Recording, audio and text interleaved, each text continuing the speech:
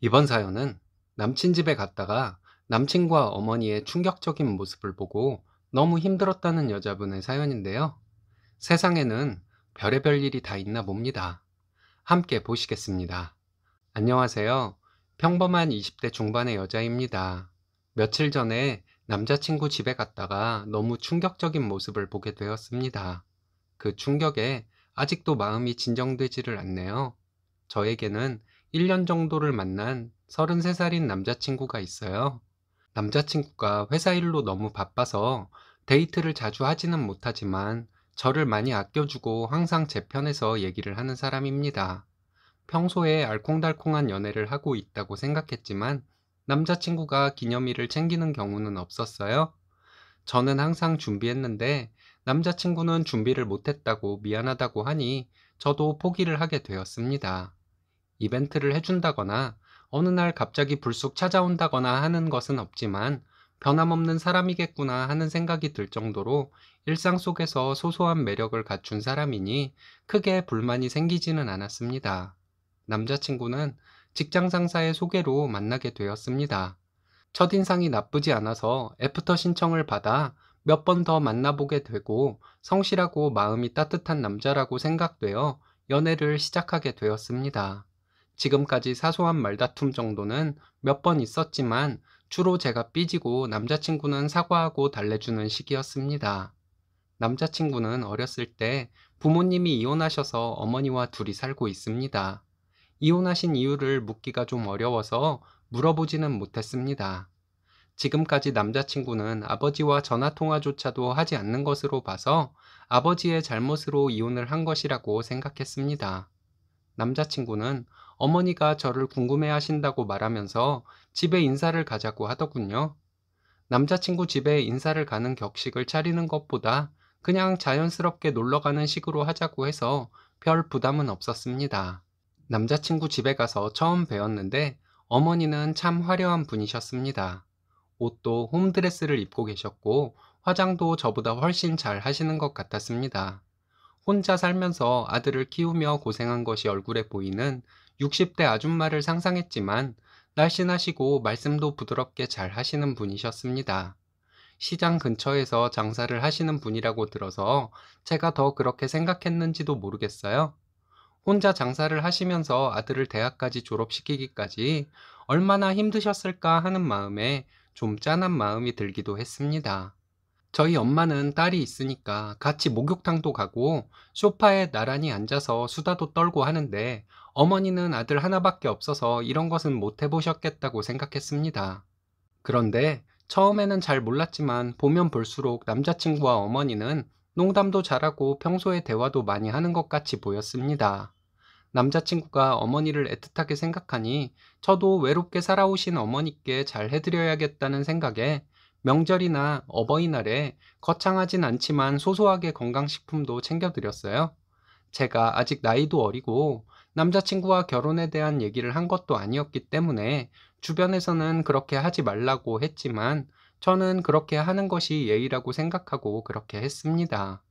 저는 결혼을 하고 안 하고를 떠나서 남자친구의 어머니이니까 혼자 아들 키우며 힘도 들고 외롭기도 하셨을 텐데 재혼도 하지 않으시고 살아오셨으니까 잘 해드리고 싶고 가끔 만나서 함께 맛있는 것도 먹고 싶은 마음이었습니다.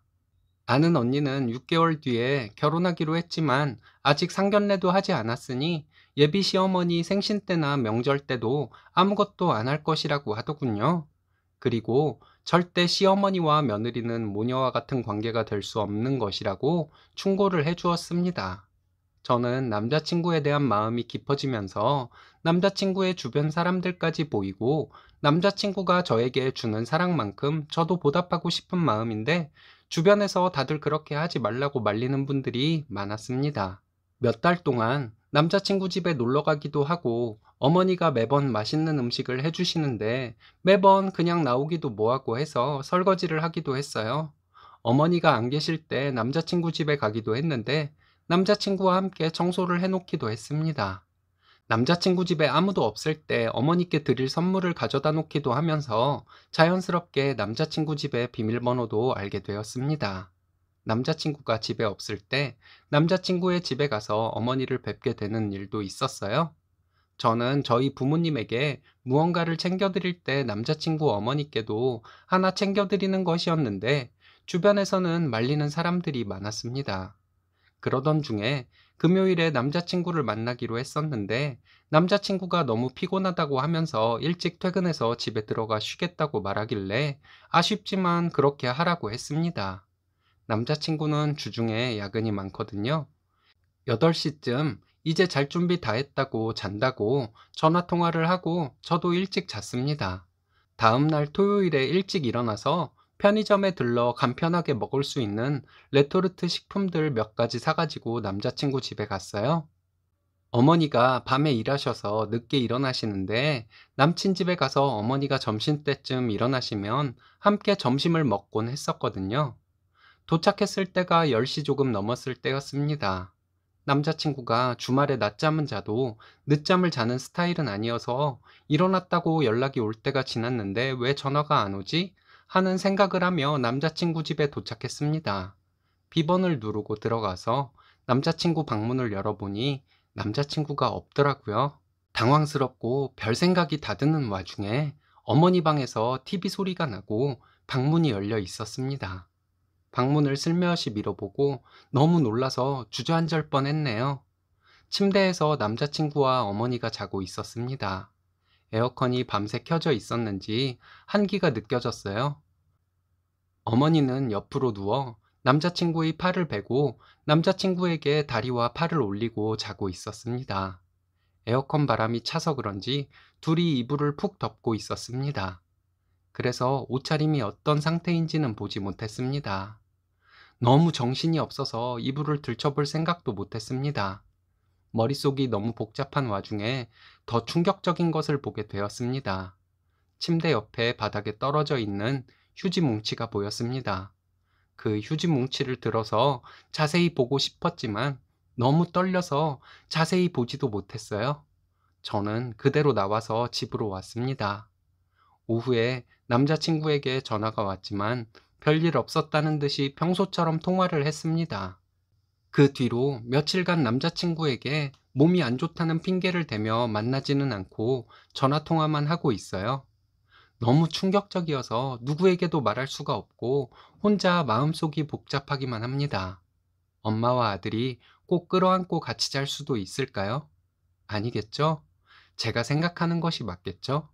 남자친구와 정리하는 것이 맞는데 어떤 이유를 대고 정리를 해야 할지도 모르겠고 마음속이 복잡하기만 합니다. 너무 힘들어서 익명의 힘을 빌려 여러분들의 조언을 구하고자 이렇게 글을 보냅니다. 이번 사연은 제사에 가족들만 고생시키고 본인은 제밥에만 관심 있던 남편이 자식들에게 참교육을 당했다는 사연인데요. 함께 보시겠습니다. 안녕하세요. 결혼 25년 차입니다. 너무 답답해서요. 이번 제사부터 저희가 제사를 지내게 되었습니다.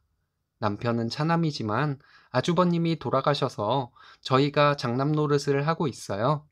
시누이도 둘이 있지만 명절이나 제사 때 당일에만 와서 음식 실컷 먹고 싸가지고 갔을 뿐이고 음식을 함께 하거나 한 적은 없습니다. 지금까지 시댁에 가서 제가 시어머니와 음식하고 상 차리고 치우고 다 했습니다. 신우들은 본인들이 딸이니 며느리가 다 하는 것이라고 생각했고 서운하기도 했지만 시누이들도 본인 시댁에서 며느리 역할을 한다고 생각하고 지금까지 한 번도 불평하지 않고 제사상 준비했습니다. 이번에 제사를 모셔오면서 저희 어머니도 이제 제사에 신경 쓰고 싶지 않다고 하셨습니다. 50년 넘게 지겹도록 해오셨으니 그러실 만하다 생각했습니다.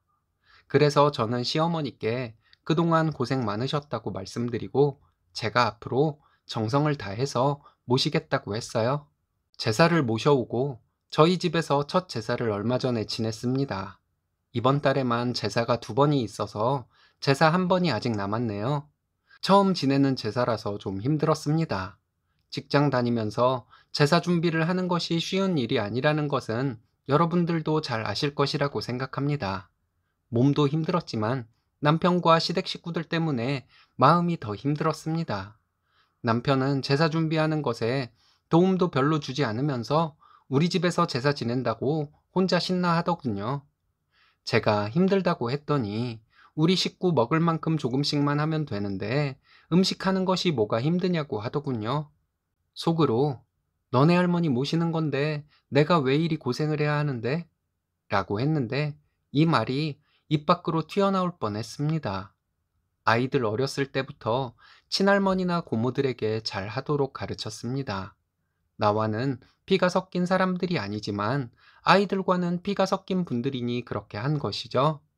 여러분들도 아시겠지만 제사란 것이 손은 많이 가고 준비한 것은 많지 않아 보이고 돈은 돈대로 많이 들고 힘은 힘대로 드는 것이잖아요. 탕, 국, 고기, 생선, 나물, 과일 등을 종류별로 하면 20가지가 넘습니다. 이번 제사에 퇴근하고 쉬지도 못하고 저녁도 못 먹은 채로 바로 음식을 준비했습니다. 물론 남편은 쉬어가며 하라는 말은 하지 않고 빨리 하고 쉬자고 했습니다. 마트에서 평소에 장을 보면 요즘 물가가 하늘 높은 줄 모르는데 과일과 반찬거리만 사도 돈 5만 원은 나옵니다. 남편은 뭐가 이렇게 비싸냐고 불평하는 사람인데 이번에 제사 음식 재료로 20만 원 가까이 들었는데도 표정이 밝더군요. 마트에서 남편은 제 옆을 졸졸 따라다니면서 나물 종류가 왜 이것밖에 안 되냐? 전 종류도 이것만 하는 게 맞냐? 이것도 하자, 저것도 하자. 참, 잔소리가 많더군요. 제사 모셔오면서 우리 아이들의 조상님들 모시는 것이니 제가 할 수 있는 한 정성을 다할 것이라고 했고 남편도 고맙다고 했는데 막상 제사를 지낼 때가 되니 사사건건 잔소리를 하는데 정말 스트레스 받더라고요. 마트에서 돌아와서 막상 음식을 시작하니 남편은 음식을 하는 척 잠깐 하고는 아이들에게 너희 엄마 힘드니까 도와주라 이러고는 손 떼더군요. 그리고는 제사상 차리는 것도 별거 아니네 라고 했습니다. 이 말이 저를 얼마나 힘 빠지게 했는지 몰라요. 아이들이 음식을 같이 하고 있으면 잘한다고 칭찬을 해줘도 모자란데 전 빨리 뒤집어라, 불 조절해라, 더 익혀라 하면서 입으로만 일을 하니 아이들도 스트레스 받고 그랬습니다. 남편은 산 사람보다 돌아가신 본인 조상이 더 중요한가 봐요. 남편은 제사 지내고 술 마시고 애들한테 엄마 힘드니까 너희들이 치우라고 말하고는 쏙 들어가서 자면 그만이라고 생각했나 봐요. 치우는 일을 어떻게 아이들에게만 맡길 수가 있겠어요? 아이들과 함께 치우고 다음날 너무 피곤했습니다. 그 피로가 주말까지 가더군요. 제사를 좀 일찍 지내자고 해도 남편은 12시 넘어서 제사를 지내야 드시고 가는 것이라고 하더군요. 입이라도 나불대지 않으면 좋으련만 아이들도 도와주고 자기도 도와주는데 제사가 뭐가 힘드냐고 하더군요. 시댁에서 제사를 지낼 때는 신우들도 오는 경우가 있고 해서 음식량이 많았지만 이번에 저희 집에서 제사를 지낼 때는 올 사람도 없어서 음식량이 많지는 않았습니다. 양이 줄면 뭐 하겠어요? 남편의 고집 때문에 가짓수가 늘어나는데 며칠 뒤면 또 제사가 있습니다. 남편은 또 벌써부터 신나 있더군요. 이번 제사 때는 지난번 제사 때 미진했던 점을 보완해서 어쩌고 하는데 제사 잘 지내고 싶으면 조용히 하고 있으라는 말이 저절로 나왔습니다. 조상을 모시는 것이라 소홀히 할 수 없어서 한 말인데 너는 어떻게 말을 그렇게 할 수가 있냐고 아이들 듣는다고 저를 무슨 근본도 모르는 사람처럼 말하더라고요. 그렇게 말처럼 쉬운 것 같으면 내 손에 맡기지 말고 당신이 해보라고 말했습니다. 아이들도 아빠가 해보라고. 아빠는 지난번에 일도 하나도 안 하고 제사 음식 안주 삼아서 술이나 마시지 않았냐고 막 뭐라고 하더라고요. 남편은 움찔하더니 저에게 아이들 교육 참 잘 시킨다고 비꼬았습니다. 남편이 이렇게 비꼬듯이 말하는 것이 버릇인데 제가 지금까지 여러 번 말을 해도 안 고쳐지는 버릇입니다. 노력은 하는데 수십 년을 이렇게 살아와서 안 고쳐지는 것을 어떡하냐는 식이에요. 남편의 말에 아이들이 엄마가 지금까지 할머니랑 제사 음식 다 했지 큰엄마나 고모들은 아무 일도 안 했다고 하면서 남편에게 화를 내듯이 말하더군요. 평소 같으면 아빠에게 불손하다고 제가 아이들을 혼을 냈겠지만 그날은 저도 너무 화가 나서 아이들에게 뭐라고 하고 싶지 않았습니다. 아들이 남편에게 아빠는 조상님 모시는 것이라고 말씀하시는데 가만히 보면 아빠는 조상님을 잘 모시려고 하는 것보다 그냥 엄마 고생시켜서 맛있는 안주가 생기는 것에 더 마음이 있는 것 같다고 말하더군요. 남편은 아들에게 소리 지르며 버릇없다고 하는데 아들이 내 말이 틀렸냐고 그렇게 정성스럽게 조상님 제사를 지내고 싶으면 나도 아빠와 마음이 같으니 나랑 둘이서만 이번 제사 준비하자고 하더라고요. 딸이 핸드폰을 저에게 보여주면서 이번에는 여기에 제사상을 주문하는 것이 어떻겠냐고 하더군요. 보니까 제사 음식 한 상을 보내주는 업체였습니다. 남편은 제사에 무슨 음식을 사냐고 또 난리치고 아들은 그러니까 나랑 아빠랑 둘이 제사 준비하자고 하고 정말 정신없었네요. 저도 남편처럼 비꼬면서 말했어요. 제사에 정성스런 마음도 없으면서 제밥에만 관심 있는 사람 안주 만들어주기 위해서 그렇게 새벽까지 일할 마음 없다고요? 음식을 고생스럽게 하다 보면 조상님에 대한 정성스러운 마음이 더 생기니 당신이 이번에 장 보는 것부터 제사 음식을 하는 것까지 전부 하던지 아니면 딸이 보여준 업체에서 제사상 한 상을 주문하던지 하라고 했습니다. 가격을 보니까 2, 30만 원 선에서 한 상거리가 오는데 직접 장을 보는 돈과 큰 차이도 없더라고요. 아들이 엄마는 20년을 넘게 해왔는데 아빠는 겨우 한 번도 못하냐고 이번에 해보라고 계속 말을 하니 남편은 꿀먹은 벙어리가 되었습니다. 이번에 제사는 정말 안 하고 싶습니다. 지금까지 제사를 소홀히 하면 아이들 교육상 안 좋을 것 같았는데 아이들도 이렇게 말하는 것을 보니 아이들을 위해서라도 제사 음식을 안 해야겠다는 생각입니다. 남편이 하던지 업체에 제사상 한 상을 주문하던지 하겠죠. 아무튼 저는 신경 쓰지 않으려고 합니다. 제가 잘못 생각하고 있는 것은 아니겠죠? 이번 사연은 며느리의 올케 집안 상에 며느리를 가지 말라고 난리치던 시모가 참교육을 당한 사연인데요. 함께 보시겠습니다. 안녕하세요. 저는 35살 결혼해서 아이 둘 키우는 여자입니다. 신랑 혼자 버는 돈으로는 충분하지 않아서 새벽부터 아이들 하원 시간까지 알바를 합니다. 저는 새벽 6시까지 출근을 해야 해서 새벽에 일어나 집에서 나오고 신랑이 아이들을 어린이집에 보내고 출근합니다. 저는 오후 2시쯤 퇴근을 하면 제가 집에 도착하는 시간과 아이들 하원 시간이 비슷합니다. 다니던 회사에서 어느 정도 인정을 받고 다녔던지라 회사에서 저에게 와달라고 몇 번 연락이 왔지만 아이들 때문에 가지 못했습니다. 친정은 두 분 다 일하고 계시고 시어머니는 주부로 계시지만 아이들을 절대 봐줄 수 없다고 하셨어요. 그래서 어쩔 수 없이 이렇게 알바식으로 일을 하며 살고 있습니다. 저희 시어머니는 고집도 세고 본인이 했던 말씀을 손바닥 뒤집듯이 뒤집는 분이세요. 얘기를 하다가 본인이 불리한 얘기가 나오면 말을 돌리시고요. 본인이 잘못한 것에 대해 증거를 보여드려도 절대 본인의 잘못을 인정하는 법은 없는 분이십니다. 시어머니와는 사소한 일들도 상식적인 대화 패턴으로 대화를 할 수 없으니 대화를 하고 싶지 않았어요. 항상 시어머니 말씀의 결론은 시어머니의 말씀은 모두 옳고 다른 사람의 의견은 모두 틀렸다는 것이었습니다. 그래서 시어머니와 대화를 하고 나면 기분이 상해버립니다. 저와 형님 둘 다 시어머니가 무슨 말씀을 하시면 그냥 듣고 말았습니다. 그럼 또 맞장구를 치지 않는다고 뭐라고 하세요? 자식들도 대화하기 싫어하는데 며느리들은 어떻겠어요? 얼마 전에 형님의 새언니가 상을 당했다고 합니다. 형님의 새언니 어머니께서 돌아가셨다고 장례식장에 간다고 했어요. 형님네 아이들도 저희 아이들과 나이가 비슷합니다. 형님은 다급하게 장례식장에 가면서 큰아이는 데리고 가고 작은아이는 시댁에 맡기고 갔다고 해요. 시댁과 아주버님 집은 가깝습니다. 주말에 조금 멀리 사는 저희에게는 오라고 하시는 것이 좀 덜하기는 하지만 형님에게는 거의 주말마다 오라고 성화이셨습니다. 그런데 저희 시어머니께서 형님께 엄청 소리를 지르며 화를 내셨다고 합니다. 너는 안 가도 되는데 뭐하러 어린애를 데리고 가냐고 거길 그렇게 길을 쓰고 가서 여러 사람 피곤하게 만드냐고 하셨답니다. 그리고는 아주버님에게 전화를 해서 너는 거기 절대로 가지 말라고 안 가도 되는 자리라고 하셨다고 해요. 근무 시간에 시어머니의 전화를 받은 아주버님은 긴가민가 해서 저희 남편에게 전화로 물어봤다고 합니다. 남편은 올케 친정에 상을 당했으면 형이랑 형수님 둘 다 가야지 않겠냐고 했대요. 신우 올케 사이가 나빴던 것도 아니고 잘 지내고 있었던 데다가 잔치도 아니고 상을 당한 것이라면 더더욱이 가는 것이 도리라고 말했다 합니다. 시어머니가 뭐라고 해도 꼭 가라고 했다네요.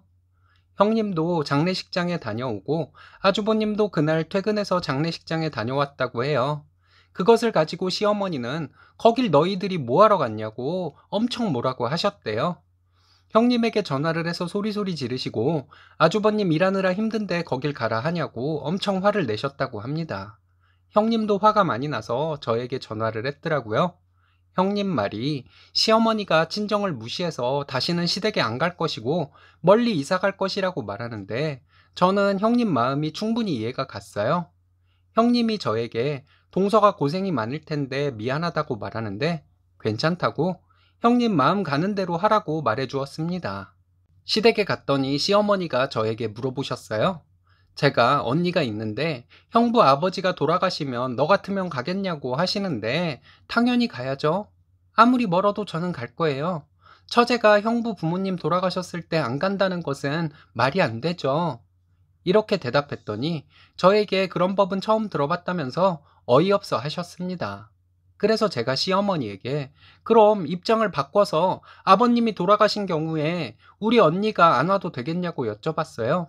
제 물음에 시어머니는 오나 안 오나 두고 보자고 하셨습니다. 안 와도 서운하지 않겠냐고 다시 여쭤봤더니 질문에 대한 대답은 안 하시고 글쎄 오나 안 오나 두고 보면 되지 이러시더군요. 남편도 옆에 있는데 제가 남편에게 만약 당신 부모님이 돌아가셨는데 우리 언니가 안 와봐도 괜찮겠냐고 물어봤습니다. 그리고 그 다음에 만났는데 우리 언니가 당신에게 평소처럼 잘 지냈냐고 인사말을 건네면 아무렇지도 않게 인사하고 대화할 수 있겠냐고 했어요. 신랑은 처형이 그럴 사람도 아니지만 만약 그렇다면 처형을 예전과 같이 대하기는 어려울 것이라고 말하더라고요. 시어머니는 요즘 사람들은 법이 바뀌었나 보다고 하더군요. 요즘 사람들 법이 바뀐 것이 아니라 시어머니가 전통을 잘 모르셔서 그러시는 것이라고 말씀드렸습니다. 어머니도 만약 아버님 돌아가셨을 때 저희 언니가 안 오면 서운해 하실 것이면서 형님 보고 이번에 장례식장에 가지 말라고 한 것은 큰 잘못을 하신 것이라고 말씀드렸어요. 신랑도 옆에서 우리나라 사람들 경사에는 초대받은 사람들만 가도 애사에는 일면식이라도 있는 사람이라면 다들 가서 함께 슬퍼하는 것을 도리로 알고 있다고 말했습니다. 시어머니는 할 말을 찾고 계시는지 할 말이 없으신 것인지 입 다물고 계시더라고요. 제가 시어머니에게 그랬어요. 장례식에 참석을 못하는 경우는 너무 멀거나 집에 환자가 있거나 한 경우인데 그런 경우에도 조의금이라도 보낸다고 말씀드렸습니다. 이런 경우 외에 참석을 안 하는 경우는 배워먹지 못한 집안이라 장례식에 참석을 안 하는 것이라고 했어요. 이번에 어머님이 형님네 둘째 봐주기 귀찮아서 형님과 아주버님이 형님의 새언니 상에 참석하지 못하게 해서 진짜로 그렇게 되었다면 정말 우리 집안을 배워먹지 못한 집안이라고 생각했을 텐데 생각만 해도 낯뜨거운 일이라고 말했습니다.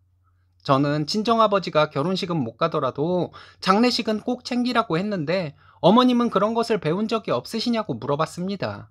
시어머니는 입 꾹 다물고 계시더군요. 시어머니는 불리하면 딴소리를 하시거나 입 다물고 계시는 분이시거든요. 입 다물고 계신 것이 짜증나서 제가 신랑에게 만약에 우리 부모님 돌아가셨을 때 아주버님네가 장례식에 안 오면 어쩔 거야? 하고 물어봤거든요. 그랬더니 신랑이 우리 집안 쌍놈의 집안이라고 소문날 일 있어? 형한테 꼭 오라고 해도 안 오면 안 보고 사는 거지. 우리 처가가 상당했는데 형이 안 오면 나를 무시하는 거잖아. 이러더라고요. 제가 시어머니에게 그나저나 큰일이라고 말씀드렸습니다. 어머님이 도리를 모르셔서 그러신 것인데 형님은 어머님이 친정을 무시했다고 생각할 것이라고 말했습니다. 형님이 이번 일로 어머님한테 서운해서 다시는 시댁에 발걸음도 안 할 것이라고 하는데 저 같아도 그랬을 것 같다고 말했어요. 이런 일이 있고 나서 2달이 지났는데 형님은 지금도 마음이 안 풀린다고 하네요. 충분히 이해가 가요. 시어머니는 본인의 고집 때문에 지금까지 잘 하던 맏며느리가 마음이 떠나도록 만들었네요. 시어머니가 며칠 전에 저에게 전화로 물어보셨습니다. 본인이 어떻게 해야겠냐고요? 어머니는 어차피 잘못을 해도 사과를 하시는 분도 아니시고 잘못을 인정을 하시는 분도 아니시니 그냥 이대로 사는 수밖에 없다고 말씀드렸어요. 자식과 손주들보다 본인 고집이 우선인 분이신데 어쩔 수 없죠. 하여튼 형님의 빈자리를 제가 채울 생각은 없습니다. 저는 제가 하던 것만 하려고요. 이번 사연은 초면부터 야라 부르며 무개념으로 굴던 신우를 데리고 나가 욕과 비속어들로 시원하게 참교육을 해주었다는 시원한 사연인데요. 함께 보시겠습니다. 안녕하세요. 신랑과는 31살 동갑내기로 결혼한 지 6개월 된 부부입니다. 신우 때문에 기분 나쁜 적이 한두 번이 아니었는데 이번에 확실하게 정리했습니다. 신우는 너무 개념이 없고 세상에서 자기가 제일 잘난 사람이라서 승부욕이 발동되는 바람에 신우에게 욕 섞어서 위협 좀 했습니다. 신랑과 만나서 연애를 시작한 지 6년 만에 결혼했습니다. 신랑은 남자들 평균 키로 저와 키가 비슷하고 체격도 왜소하고 섬세한 성격입니다. 제대로 재보지 않아서 그렇지 아마 제가 신랑보다 조금이라도 키가 클 것 같아요. 신랑은 처음부터 저에게 보호 본능을 일으키는 사람이었죠. 저는 어렸을 때부터 좀 성격이 세다는 말을 많이 듣는 편이었어요. 예전부터 흔히 말하는 남자다운 남자에게는 별 매력을 못 느꼈습니다. 친구들이 키도 크고 덩치도 있고 성격도 남자다운 남자를 보고 멋있다고 해도 저는 별로 멋있는 것을 모르겠더라고요. 대학 시절에 흔히 말하는 남자다운 남자를 보면 매력을 느낀다기보다는 경쟁의식이 생기고 저 남자와 어떻게 기싸움을 해야 할까 하는 생각을 먼저 하게 되더라고요. 친구들이 멋있다고 하는 남자들 보면 저는 하나도 안 멋있고 센 척하며 가오나 잡는 것이 꼴사나워 보이는 정도였어요. 대학 시절에 남자 선배 중에서 여학생들 앞에서 멋있는 척하고 뒤로 호박씨를 까는 사람을 보면 저 새끼 한번 깔까? 하는 생각도 몇 번 한 적이 있어요. 그렇다고 진짜로 깐 적은 없고요. 아무리 그래도 남자와 여자는 힘 차이가 있잖아요. 회사에서는 적당히 내숭도 떨고 가끔 토 나올 정도로 가식이 섞인 여성스러운 말투와 행동을 하기도 합니다. 회사 동료들에게 적당히 맞춰주고 적당히 제 주장도 하며 무리 없이 회사 생활을 하고 있어요. 신우를 제가 처음 본 것은 아버님 생신 때였습니다. 아버님 생신에 맞춰서 신랑 집에 처음 인사를 갔습니다. 아버님은 저를 보자마자 무지하게 좋아하셨습니다. 신랑과 키가 비슷한 것을 보시고 아버님은 신랑에게 네가 어떻게 이렇게 훤칠한 사람을 데리고 왔냐고 엄청 좋아하셨어요. 얼굴도 예쁜데. 그날 신우를 처음 만났는데 그때 신우는 결혼을 일찍 해서 이미 4살짜리 아이가 하나 있었습니다. 참고로 신우는 신랑과 연년생이고 저와 신랑은 동갑이지만 제가 빠른 년생이라 신우와 저는 학년은 같은 것이죠. 암튼 신우는 저를 보자마자 반말을 하더라고요. 제 이름도 물어보지 않고 그냥 부를 때는 야! 이렇게 부르면서 말을 참 편하게도 하더라고요. 신우 남편은 신우에게 완전 눌려 사는 사람인지 신우의 거침없는 말과 행동에 아무런 제지도 하지 못했습니다. 그때 시어머니는 신우에게 아무리 동생 여자친구여도 초면에 그렇게 반말을 하는 것이 어디 있냐고 하셨는데 신우는 편하게 대하려고 이러는 것이라 하더라고요. 속으로는 웃기고 있네. 센 척하고 싶어서 이러는 거면서 하고 생각했지만 겉으로는 웃는 표정 유지했습니다. 아버님이 저를 너무 마음에 든다고 하면서 혹시 이번에 휴가가 맞으면 가족들 여행 가는데 함께 가자고 하시더라고요. 바로 거절하는 말씀을 드리기가 뭐해서 나중에 신랑에게 말하면 되니까 그럴 수 있으면 그렇게 할게요. 라고 대답했어요. 옆에 있던 신우가 저에게 휴가는 맞추면 되지. 같이 가서 네가 밥해. 이러는데 속으로 싫어. 네가 애인여라. 하는 말이 저도 모르게 입에서 튀어나올 뻔했습니다. 꾹 참고 저 밥 같은 거 잘 못하는데요. 이랬더니 신우는 그 나이까지 밥을 못하면 어떡해? 이러더군요. 끌고 나가서 깔까?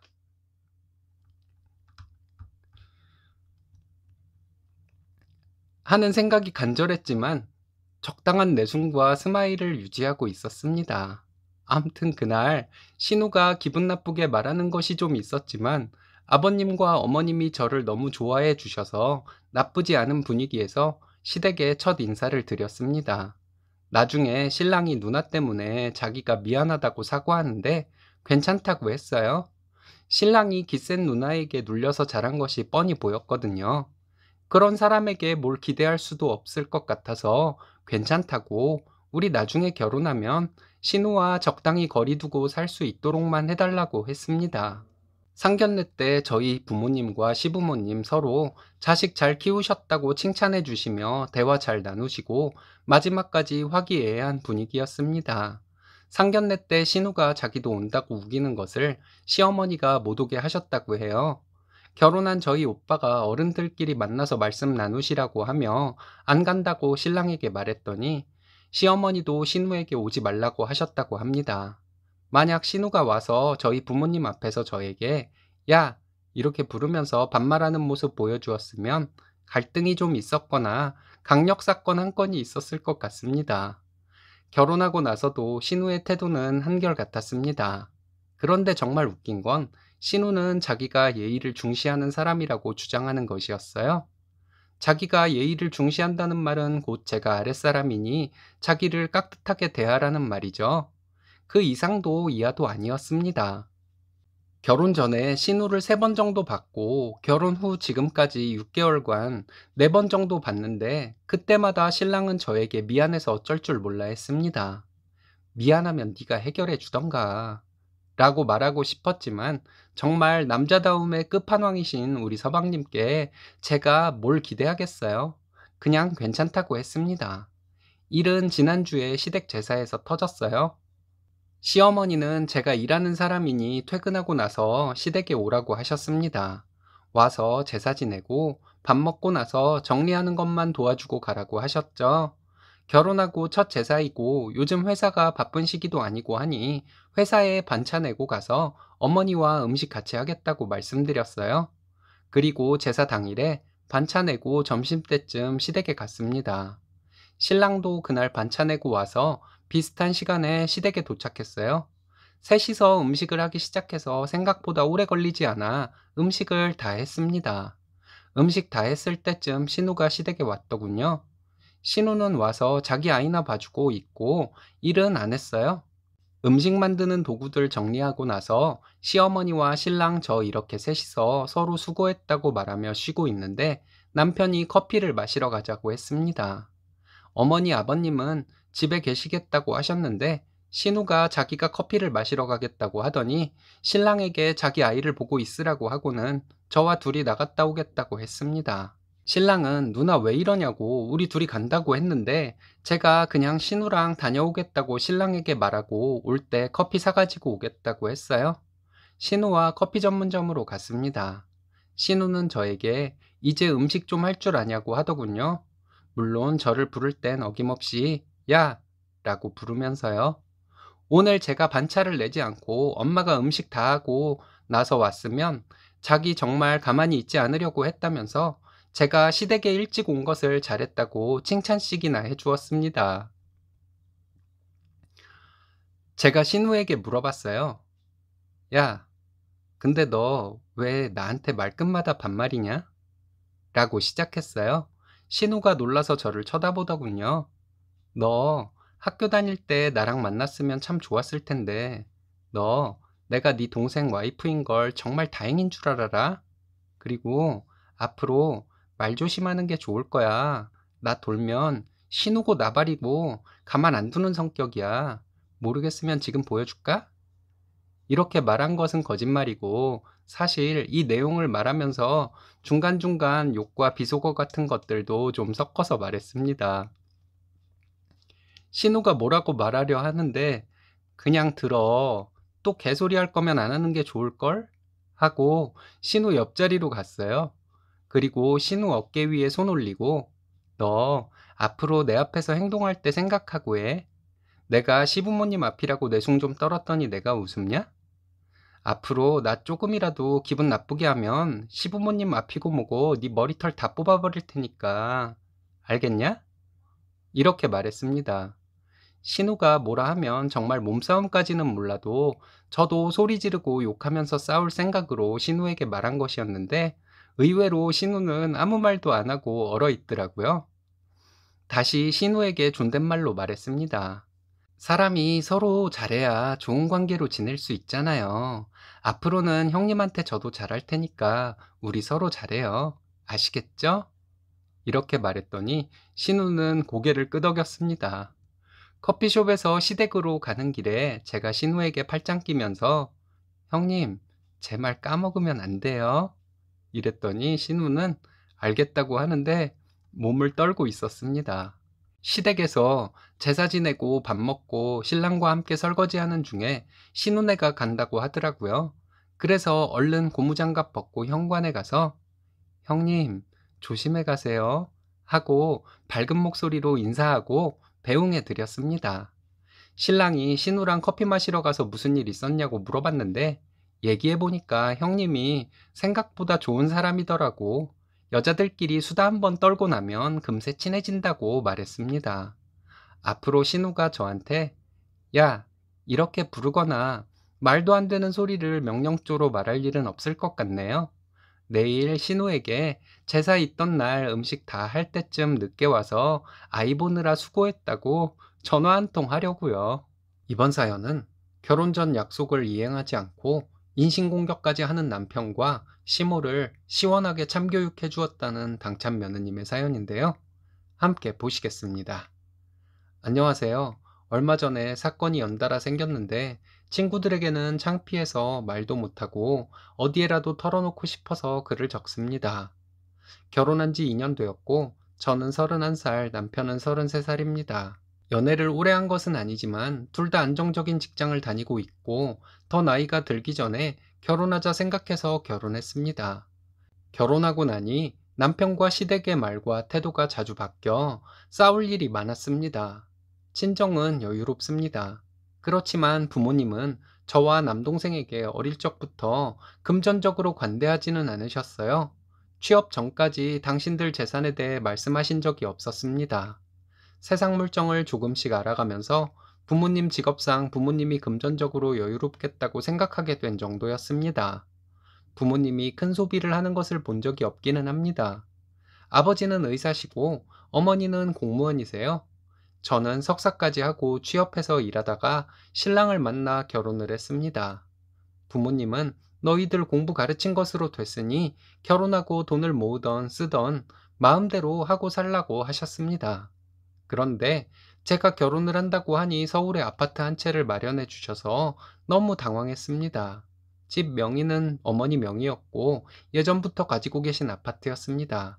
그곳에서 신혼살림을 시작하라 하셨어요. 그리고 나중에 증여세는 네가 내고 명의를 이전해 가라고 하셨습니다. 시부모님은 가부장적인 분들입니다. 결혼 전에는 잘 몰랐는데 결혼하고 보니 저희 부모님과 너무 비교가 되었어요. 저희 아버지는 지금도 식사 후에 바쁘지 않으시면 설거지를 하십니다. 식사 후에 과일을 깎아서 어머니와 드시는 경우도 많고요. 그런데 시부모님은 모든 일을 앉아서 저에게 시키시는 분들입니다. 저 없을 때는 누가 움직였는지 모를 정도예요. 남동생은 지금 유학 중입니다. 코로나 전에는 1년에 한두 번은 집에 왔었는데 이제는 거의 못 와요. 그래서 저희 부모님은 두 분이서만 적적하게 계실 때가 많았습니다. 결혼 전에 제가 그리 애교가 많은 딸은 아니었지만 그래도 함께 살았으니 지금처럼 적적하지는 않으셨을 거예요. 추석이 아직 멀었지만 남편과 얘기하다가 이번 추석 얘기가 나왔습니다. 이번 추석에는 꼭 친정에 갈 것이라고 남편에게 말했어요.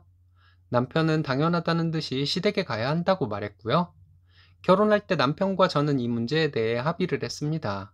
남편은 이남 중 차남이라서 아주버님이 있으니 명절에 한 번씩 번갈아 가면서 양가에 가기로 했습니다.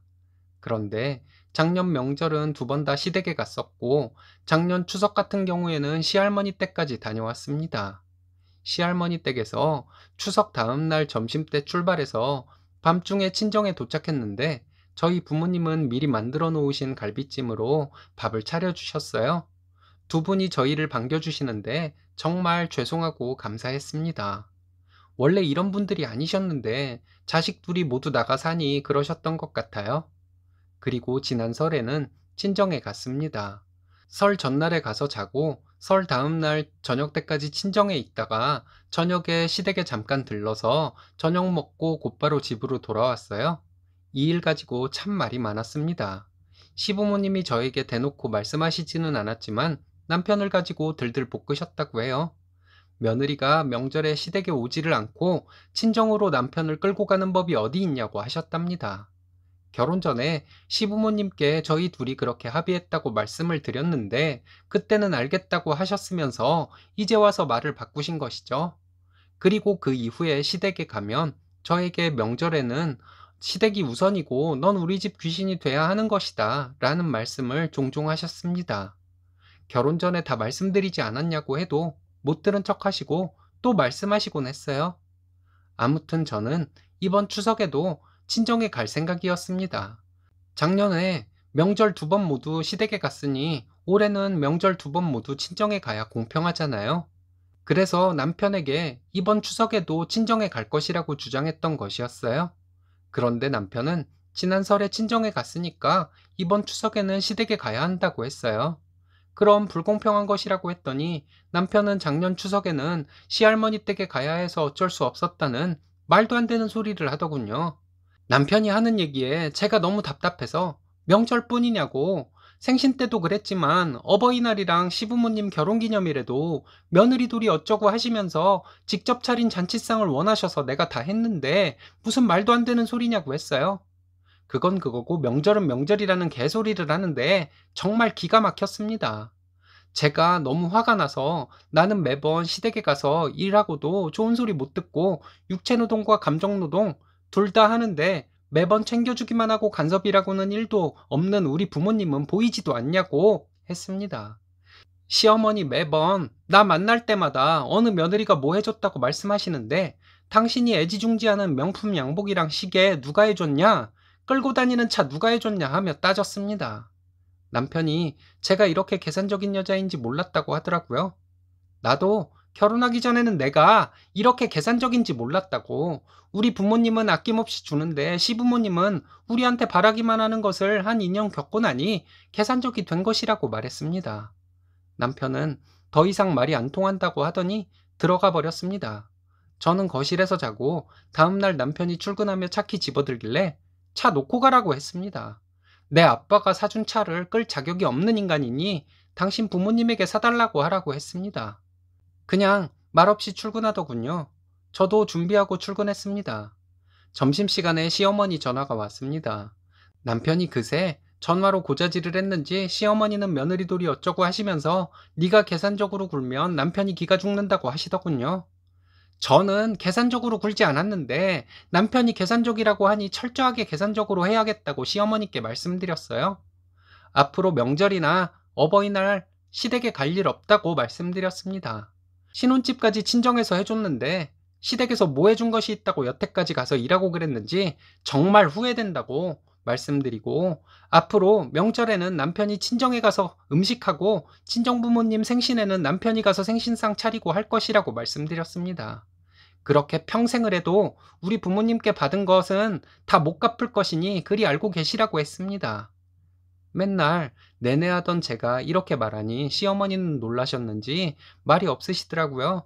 결혼하면서 해온 것도 없는 주제에 한 번만 더 시댁 어쩌고 하는 말 하면 맨몸으로 내쫓아 버릴 것이라고 말씀드리고 전화 끊었어요. 그리고 남편에게 전화를 했습니다. 그새 시어머니에게 고자질했냐고 장한 아들이라고 빈정대듯이 말했더니 용건을 말하라고 짜증을 내더군요. 계산 좀 하려고 전화했다 말하고 친정에서 해준 집이지만 우리는 부부이니 앞으로 내 집에서 살게는 해주겠다고 말했습니다. 그런데 내가 시댁에 드린 예단비는 받아오라고 했어요. 그리고 내가 지금까지 시부모님께 드린 용돈도 다 받아오라고 했습니다. 그렇지 않으면 우리 부모님이 사준 옷, 차, 시계 등 아무것도 사용할 수 없다고 했습니다. 퇴근해서 남편은 저를 보자마자 알겠다고 이번 추석에 친정에 가겠다고 하더군요. 추석 전날에 가서 우리 집 차례 음식 남편 보고 전부 하라고 했습니다. 앞으로 평생 명절마다 그렇게 해야 한다고 했어요. 그리고 시어머니께 전화로도 말씀드렸는데 우리 부모님 생신상도 앞으로 평생 직접 차리라고 했습니다. 그리고 한 달 안으로 시댁에 드린 예단비 받아오라고 했어요. 앞으로 철저하게 계산적으로 할 것이니 싫으면 몸만 나가라고 했습니다. 해준 것도 없는 분들이 더 받을 생각만 하고 그걸 맞장구 치는 당신이 양심이 있는 사람들이냐고, 그거 거지근성이라고 막말도 좀 했습니다. 남편은 다 알겠다고 하라는 대로 하겠다고 하더라고요. 그리고 요 며칠 남편은 제 앞에서 기죽어 지내고 있습니다. 제가 말했던 것은 변함없이 평생 시행되도록 할 것입니다. 남편이 조금이라도 싫은 티를 내면 다그치며 시킬 생각이고요. 제가 너무한다는 분들도 계실 수 있겠지만 시댁에 할 거 다 하고 1년에 2번 있는 명절 중 한 번만 친정에 가겠다는 것을 가지고 계산적이라며 인신공격까지 하는 사람인데 제가 이렇게 못할 이유가 없다는 생각이 들어요. 더 지켜보고 자기 잘못을 알고 행동하면 결혼 생활 유지할 것이고, 아니면 즉시 이혼할 생각입니다. 들어주셔서 감사합니다. 사연은 제사를 가져가라는 시어머니와 신우에게 그동안의 서름을 모두 쏟아내고 연을 끊었다는 분의 사연인데요. 함께 보시겠습니다. 안녕하세요. 올해 40이 된 아줌마입니다. 초등학생, 유치원생 아들 둘 있고 맞벌이 중입니다. 어렸을 때 생각하기로는 내가 40이 되는 날은 영원히 안 올 줄 알았는데 어느새 40이 되었네요. 저보다 연배가 높으신 분들은 아마도 저에게 좋을 때라고 하시겠죠? 얼마 전에 가기 싫은 시댁에 갔다가 제사 문제로 시댁과 크게 한바탕 하고 왔습니다. 제가 잘못한 것이 있는지 여러분들의 견해를 듣고 싶어요. 저희는 서울에 살고 있고 시댁은 저희 집에서 편도 3시간 거리에 있습니다. 신랑이 고향 친구를 만날 일이 있어서 아이들은 집에 두고 신랑과 둘이 다녀왔어요. 볼일 보고 시댁이 바로 옆인데 안 들리고 돌아오기가 뭐해서 시댁에 들렀다가 사단이 났네요. 시어머니가 어깨가 안 좋아서 얼마 전에 병원에서 시술을 받았습니다. 저는 너무 멀어서 병문안을 못 간 것이 마음에 걸렸어요. 시댁 근처 정육점을 들러 사골을 끓일 것을 사서 시댁으로 갔습니다. 시댁에 도착하니 시어머니는 기다렸다는 듯이 청소기를 돌리라고 하셨습니다. 차에서만 오랜 시간을 앉아 있어서 저도 좀 힘들었지만 시키는 대로 청소기 돌렸습니다. 저녁 먹을 시간이 얼마 안 남아서 사골은 나중에 해서 드시라고 냉동실에 넣어놓고 저녁을 준비했습니다. 신랑이 좀 도와주기는 했어요. 좀 있으니 신우 가족이 시댁으로 오더라고요. 국 끓이고 불고기 해서 저녁을 차렸습니다. 설거지는 또 제 몫이더군요. 밥 다 먹고 신우는 통화 중이고 신랑은 오랜만에 매형을 만났다고 수다 삼매경이라 제가 그냥 설거지했어요. 항상 있는 일이었으니 여기까지는 이해하고 넘어가려 했습니다. 저녁 먹고 과일을 먹고 있는데 시어머니가 저에게 몸도 여기저기 안 좋으니 저에게 제사를 가져가라고 하셨습니다. 고조부님은 안 지내도 되고 증조부님 2분만 지내면 된다고 하시면서 제사 음식을 사서 하던지 간단히 하던지 알아서 하라고 하셨어요. 단호하게 거절하고 싶었지만 말이 안 떨어지더라고요. 그래서 명절에는 어떻게 하냐고 여쭤봤더니 명절은 시댁에서 하고 제사만 가져가라고 하셨습니다. 무슨 이런 법이 있나 했어요. 그리고 증조부님 2분만 제사를 지내면 된다고 하셨는데 그럼 조부모님 제사는 시댁에서 지내겠다는 것인지, 아마도 1년에 제사 2번만 지내면 된다는 말씀으로 별것도 아니란 듯이 말씀하신 다음에 나중에 가서 당연히 4분 다 지내라고 할 것이 뻔했습니다. 참고로 말씀드리자면 저희 결혼할 때 시댁에서 5천만 원 지원받았습니다.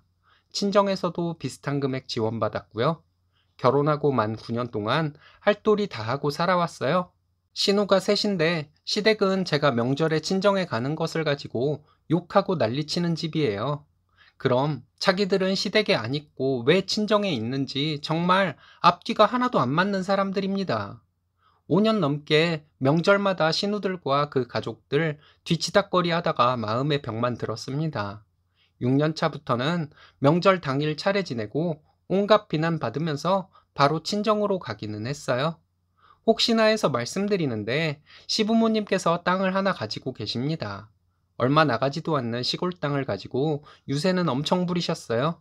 재작년에 참다 못해서 신우들 모두 있는 데서 요즘 세상은 아들, 딸 똑같이 나눠주고 똑같이 효도하는 세상이라고 말씀드렸습니다. 제가 벌어서 산 땅도 아니니 욕심낼 이유도 없다고 생각해서 한 말이었는데 신우들은 제 말이 맞다고 맞장구는 그리 쳤으면서 제가 있으면 전혀 일할 생각이 없는 사람들이었습니다. 제가 시어머니께 사실 제사는 힘들지 않을 것 같기는 한데 손님들 뒤치다꺼리가 힘들겠다고 말씀드리니 갈 사람도 없고 너희끼리 알아서 지내면 된다고 하셨습니다. 하지만 시아버지 성격상 쫓아오실 것이 분명한 분이세요. 신우는 옆에서 있다가 시간 되면 딸들도 제사에 가야지 무슨 소리냐고 시어머니께 펄쩍 뛰듯이 말하더라고요.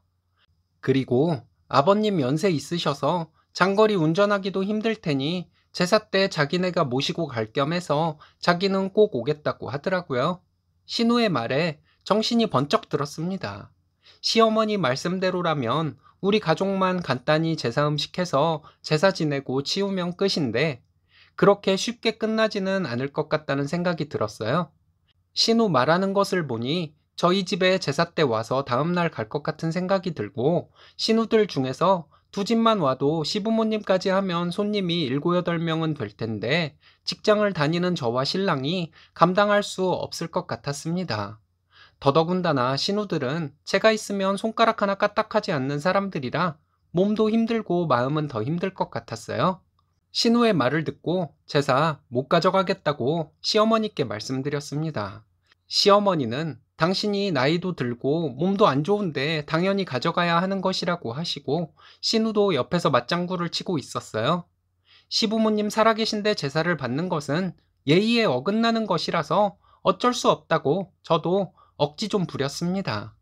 저도 회사에서 직급이 높아져서 이제 제사에 월차 내고 시댁에 오는 것도 불가능할 것 같으니 형님들 도움받아서 제사 음식 하셔야 할 것 같다고 말했습니다. 시어머니는 힘들 것도 없는데 그까짓 제사 못 가져가냐고 하시는데 직장 다니느라 시간도 없지만 염치 없는 신우들이 제삿날 나타나서 제사 음식 먹으면서 본인들 모임 자리처럼 저희 집을 사용할 것이 뻔해서 싫다고 말씀드렸습니다. 제사 핑계로 우리 집에 와서 1박 2일, 2박 3일 있다 갈 것 같아서 싫다고 했습니다. 신우는 자기들을 무슨 거짓대 취급하냐고 하면서 언성을 높이더라고요. 평소에 형님들이 그딴 식으로 행동을 해왔기 때문에 그런 생각이 들었을 뿐이니 너무 기분 나빠하지는 말라고 했어요. 명절이나 제사 때 보면 일도 하나도 안 하고 제사 비용 보탠 적도 없고 제사 음식은 신나게 먹고 싸가지고 가는 딸들인데 지금까지 제사는 제사가 아니고 신우들을 위한 잔치였다고 말씀드리고 내가 신우들을 위한 잔치상을 차릴 마음은 전혀 없다고 했습니다. 어머님 몸이 정 안 좋으시고 형님들이 제사 음식 할 마음이 없으면 절에다 모시라고 말씀드렸어요. 저는 절대로 제사를 가져가지 않을 것이고 시부모님 돌아가시고 나면 제사 모두 없앨 것이라고 말해버렸습니다. 나도 아들이 둘인데 제사 때문에 나중에 며느리들끼리 사이 안 좋아질까 걱정돼서 결심했다고 했습니다. 아버님은 저와 시어머니, 형님의 대화를 중간부터 들으셨는데 며느리 잘못 들어와서 나중에 제사밥도 못 얻어먹겠다고 한탄을 하시더군요. 내가 여태까지 한 것은 뭐였는지 정말 온몸이 떨릴 정도로 화가 나서 아버님에게 말씀드렸습니다. 그것은 며느리가 잘못 들어와서 그런 것이 아니고 딸들을 잘못 키운 탓이라고 시어머니가 딸들은 애처롭게 생각하시고 며느리는 남의 딸이라 하찮게 취급하신 탓이라고 소리 지르듯이 말했습니다. 신랑도 듣고 있다가 화가 나서 그동안 얘가 한 것은 아무것도 아니었냐고 하더니 당분간 여기 안 오겠다고 하면서 저에게 가자고 하더라고요. 돌아오는 차 안에서 신랑은 저에게 그동안 고생시켜서 미안하다고 하더라고요. 돌아올 때는 신랑도 피곤할 테니 번갈아 가면서 운전을 하기로 했는데 제가 떨려서 운전을 못 해주었습니다. 신랑 말대로 제 마음이 풀릴 때까지 시댁과는 연락도 하지 않고 지내려고 해요. 명절에 본인 시댁에는 가지도 않고 와서 신나게 먹고 놀던 둘째 신우의 밉살 맞은 얼굴이 떠오를 때마다 지금도 화가 납니다. 더 화를 내고 오지 못한 것을 분해하고 있는 제가 못된 것은 아니겠죠? 지금 생각 같아서는 시댁과 다시 연락하는 날은 평생 오지 않을 것 같습니다. 이번 사연은 사연자분 부모님께 배은망덕을 하며 히스테리를 부린 사촌에게 차디찬 사이다를 힘껏 날린 사연인데요. 후기가 왔네요. 함께 보시겠습니다. 안녕하세요. 여기 글들은 대부분 여자분들이 올리신 글이네요. 죄송하지만 저는 남자인데 글 하나만 올리겠습니다. 얼마 전에 재밌는 일이 있었거든요. 저는 40살, 아직 사춘기 감성이 살아있는 노가다 하는 아저씨입니다. 저는 서울에 삽니다. 저희 부모님은 저희 집에서 1시간 반 거리의 지방에 사시고요. 1년 전쯤 둘째 이모가 칠순이라고 해서 부모님이 서울로 오셨습니다. 어느 뷔페에서 이모의 칠순잔치를 한다고 했는데 저는 그날 지인의 결혼식에 가느라 못 갔었죠. 그날 저녁에 부모님 서울에 잘 왔다 가셨나 전화 통화만 했습니다. 그리고 며칠 뒤 주말에 부모님이 서울에 사는 형제들 나눠줄 야채랑 뭐랑 있다고 와서 가지고 가라고 하셔서 부모님 댁으로 내려갔습니다. 내려가서 부모님 농사일도 돕고 우리 아들이 할아버지께 장기를 또 도전한다고 해서 저희 아버지랑 우리 아들이 장기 두는 거 훈수도 두다가 부모님이 싸주시는 농산물 트렁크에 가득 싣고 올라왔습니다. 그날 점심 식사를 하면서 부모님과 얘기를 하는데 얼마 전에 부모님이 가셨던 이모의 칠순잔치에서 부모님이 사촌형 하나랑 얘기를 했던 걸 말씀해 주시더라고요. 제가 사촌 중에서 좀 싫어하는 사람인데요. 어머니가 사촌형을 만나서 이모 집에 한번 놀러 와라 라고 말했답니다. 그랬더니 그 사촌형이 말하길, 제가 왜요? 거길 왜 가요? 이랬대요. 어머니는 좋은 말씀으로 말씀하신 것인데 사촌형이 쏘아붙이는 듯한 말투로 이러길래 당혹스러우셨다고 합니다. 아버지가 이어서 말씀하시길, 그게 예전에 추석 때는 우리 집에 안 오고 설날에만 와서 수금해 가고 군대 간다고 와서 수금해 가고 제대했다고 수금해 가던 놈인데 라고 말씀하시더라고요. 저도 생각이 났습니다. 그 사촌형은 저희 집에 평소에 놀러 오거나 하는 일이 없었는데요. 아버지가 말씀하신 때뿐이 아니라 자기 학교 졸업했다고 입학했다고 하면서 저희 부모님을 찾아와서 인사를 드리던 사람이었죠. 까놓고 말씀드리자면 저희 부모님이 좀 부자입니다. 지금 지방에 전원주택 지어서 옆에 텃밭 가꾸며 사시겠다고 내려가셨는데 그 텃밭이라는 것이 5,000평이 넘어요. 그리고 저희 부모님 댁 차고가 있는데 그 차고는 아버지가 리모컨으로 차고문을 열고 닫는 차고입니다. 더 이상 말씀드리면 오버하는 것 같을 수도 있으니 이 정도만 말씀드리겠습니다. 제가 태어나기 전부터 저희 부모님은 돈을 많이 버셨어요. 제 아버지가 당신의 조카뻘 되는 제 사촌들 육촌들에게 주는 세뱃돈이나 만났다고 주는 용돈이 꽤 컸었죠. 어쨌든 용돈 받는 재미에 아까 말씀드린 그 사촌형도 무슨 일만 있으면 저희 집에 저희 부모님에게 인사를 드린다고 왔었어요. 이랬던 걸 가지고 저희 아버지께서 수금하러 왔던 놈이라고 표현하신 겁니다. 어머니가 좋은 마음으로 한번 집에 놀러 오라고 한 얘기에 사촌형이 큰 이모인 제 어머니에게 그렇게 쏘아붙이듯이 얘기를 했다는 얘기를 듣고 저도 기분이 확 상하더라고요. 저희 부모님이 그 사촌형에게 어떤 분인데요. 저희 어머니가 장녀신데 이모들 결혼해서 자리 잡아갈 때 저희 부모님께서 어떤 집을 사라고 알려주시고 집 등기도 도와주시고 집 사는데 돈이 모자르면 보태주시고 하셨던 분이십니다. 그러면 그 얘기를 사촌형도 자기 부모에게 듣고 자라지 않았겠습니까? 그리고 저희 부모님은 조카들인 제 사촌형들 결혼식마다 축의금도 엄청 큰 돈을 하셨고요. 자기에게는 그런 은인과 같은 우리 부모님을 때마다 찾아뵙고 하지는 못할 망정 그렇게 쏘아붙이듯이 말하는 게 말이 되나요? 사촌형이 저희 어머니께 했다는 말을 들으니 저도 화가 나더라고요. 그 사촌형은 어려서부터 좀 그랬습니다. 지금은 우리 아들들도 자주 쓰는 말이지만 어쩌라고 라는 말이 흔하게 쓰이지 않던 저희 어린 시절에도 무슨 말만 하면 사촌형은 어쩌라고 하면서 사람을 무안하게 만드는 재주를 가진 사람이었습니다. 저에게 기분이 나빴을 수도 있어요. 저희 집에 사촌형이 와보면 자기 집에는 없는 오디오도 있고 비디오 게임기도 있고 하는 것을 보고 괴리감을 가졌을 수도 있습니다. 그렇다고 제가 뭐 사촌들 앞에서 그 어린 나이에 잘난 척을 했겠습니까? 있는 척을 했겠습니까? 저희 부모님은 어려서부터 자식들이 절대 있는 척하지 못하게 키우셨는데요. 그래서 크면서 저는 이런 생각을 했었습니다. 사촌형이 자기 집과 저희 집이 경제적으로 차이가 나서 어린 마음에 그 부분이 기분이 나빠서 저에게 그랬던 거 아닐까 하고요. 그래서 그 사촌형의 질투심에서 나온 행동들을 이해하려고 했었죠. 그래도 어쩔 때는 근데 다른 사촌들은 그런 거 전혀 없었는데 하는 생각이 들어 그 사촌형이 밉살 맞다는 생각이 들기도 했었고요. 근데 이제는 나이도 먹을 만큼 먹었는데 자기 부모님을 자리 잡는 데 도움까지 준 은인과 같은 이모이신 저희 엄마에게 그렇게 싸가지 없게 말한 것은 제가 용납할 수 없는 일이라 생각이 들더군요. 그리고 부모님께서 그 얘기를 듣고는 저도 잊고 있었던 것이 생각이 나더라고요. 제가 대학을 졸업하고 작은 인테리어 회사에 취직을 했었습니다. 저와 비슷한 시기에 사촌형도 취업이 되었는데요. 사촌형은 대학 졸업 후 취준생 생활을 2년 하다가 대기업에 취직이 되었습니다. 저는 인테리어 회사에 다니면서 몇 년간 일을 배워 인테리어 회사를 차릴 생각으로 열심히 일을 배우고 있었습니다.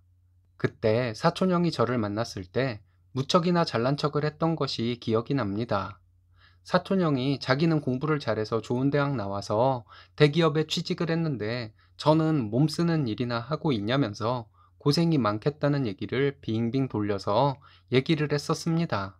거기에 자기 연봉이 얼마고 연말 보너스가 얼마고 등등 정말 사촌형이 어려서부터 잘 쓰던 말 어쩌라고 라는 말이 튀어나올 뻔했지만 주위에 다른 사촌 형제들도 있고 해서 그냥 듣기만 했습니다.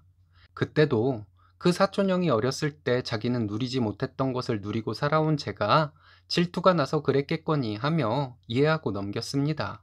그 이후에도 자기가 부잣집 딸이랑 결혼했다, 자기 승진해서 연봉이 얼마다, 자기 지인 중에 어느 자리에 있는 사람이 있다 등등 저만 만나면 이런 얘기들을 하더라고요. 정말 어쩌라는 건지. 어렸을 때 한때는 가까이 살아서 자주 만나서 놀고 그랬던 사촌형이지만 이제는 1년에 한두 번 누구 잔치에서나 볼까 말까 한 사람이라 그냥저냥 넘겼었습니다. 근데 저희 부모님에게까지 그렇게 말을 싸가지 없이 했다는 것은 저도 참을 수가 없을 정도로 기분이 나쁘더라고요.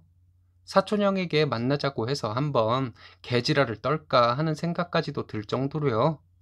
부모님으로부터 그 얘기를 들은 날 집에 오는데 제가 화를 사귀느라 차에서 말을 안 하고 있으니까 와이프가 왜 그러냐고 물어봤습니다.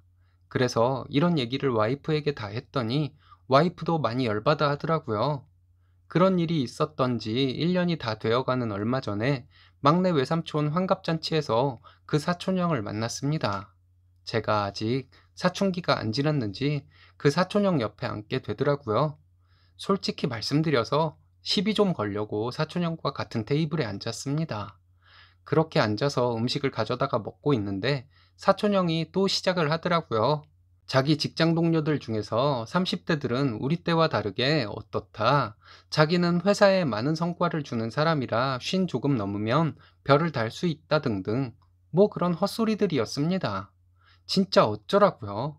그러더니 자기 집 이사했는데 한번 오라고 하면서 저보고는 지금도 그 빌라에 사냐고 하더라고요.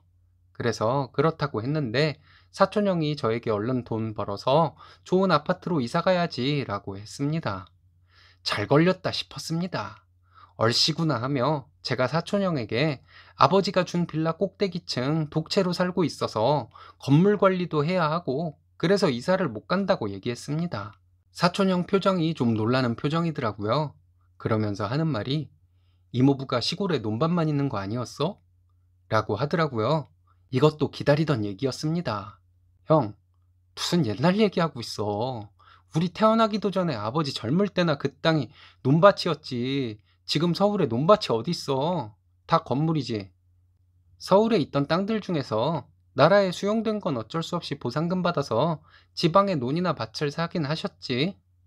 라고 묻지도 않은 말까지 했죠.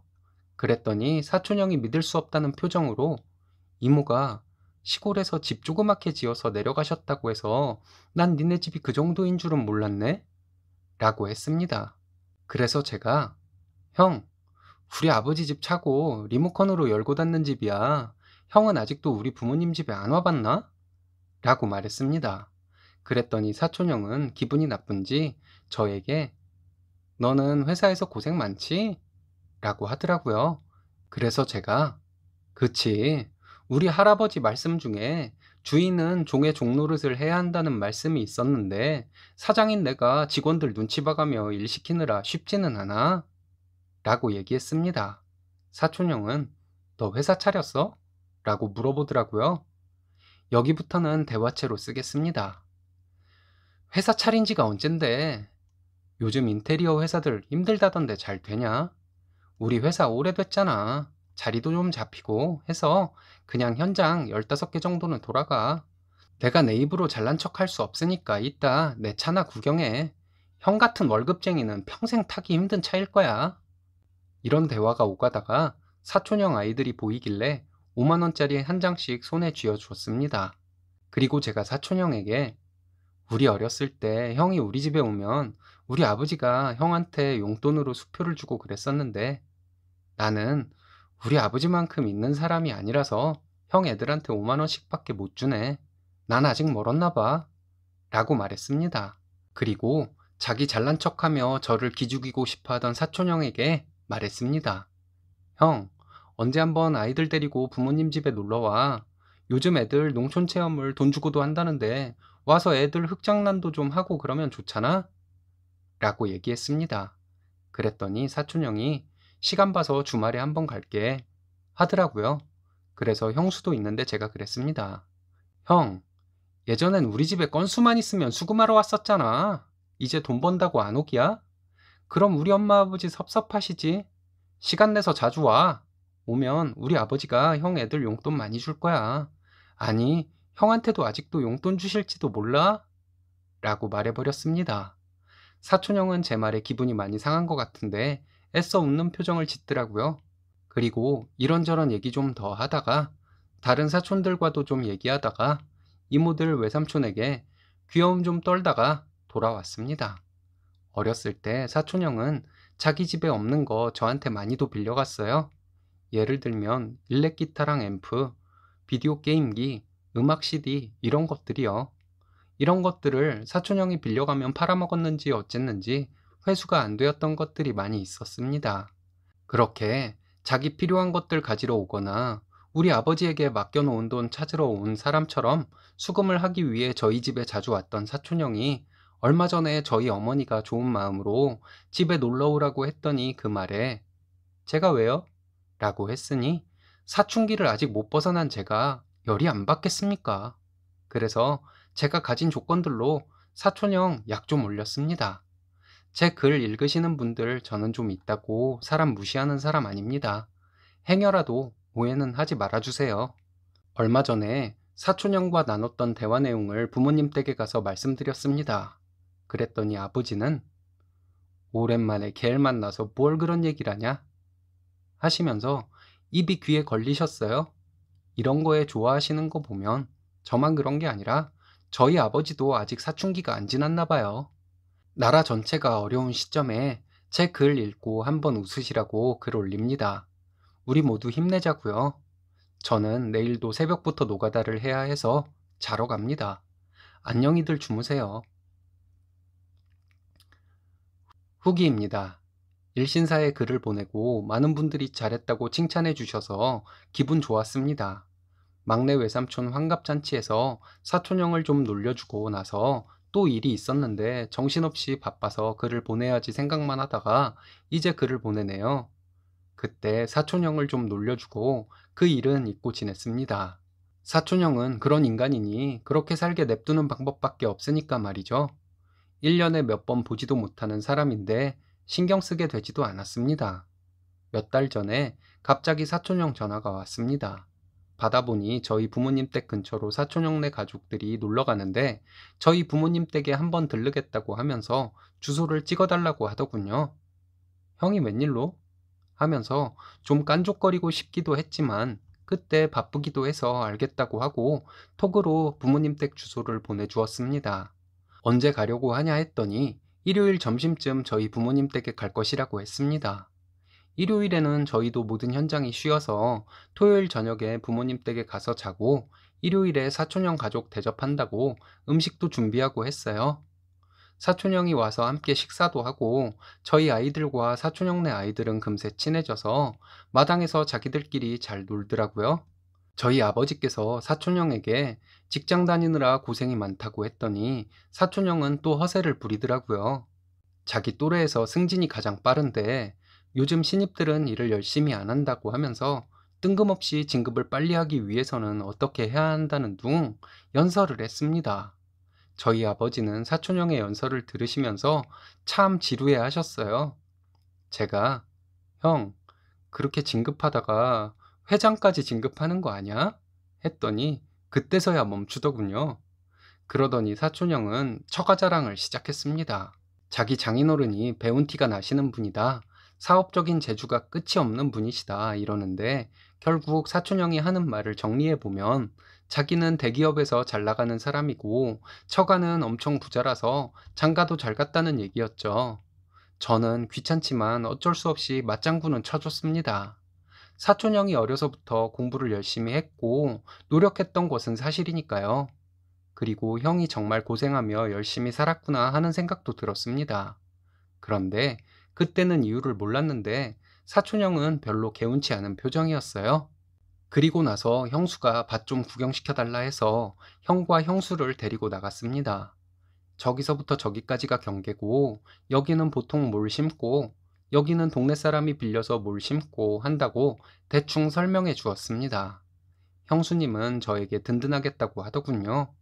부모님 거라서 나는 모르겠다고 했더니 사촌형은 이런 시골 땅이 얼마나 가겠냐고 하더군요. 그렇긴 하지 하고 말았는데 형수님이 이 동네 시세 평당 60은 갈 거라고 하는데 사촌형이 놀라더군요.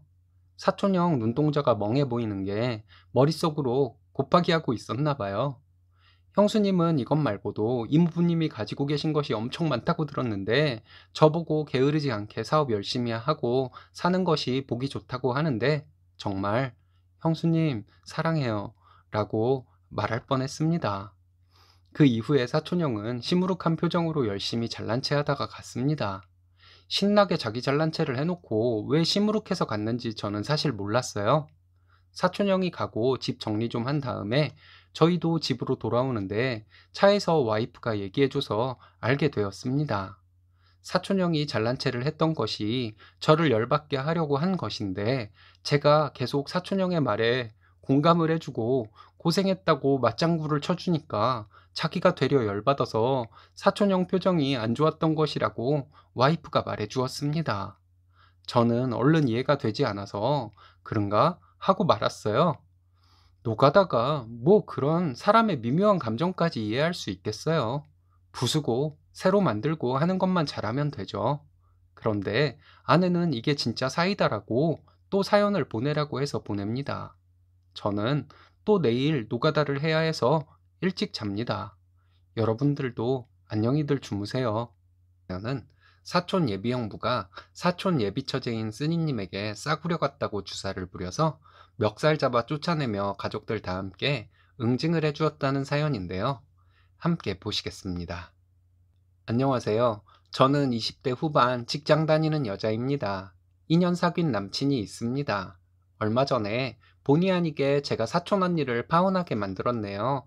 언니는 저에게 괜찮다고 네 덕분에 사람을 제대로 알아보게 된 것이니 저에게 오히려 고마워해야 한다고 하지만 마음이 그리 좋지는 않습니다.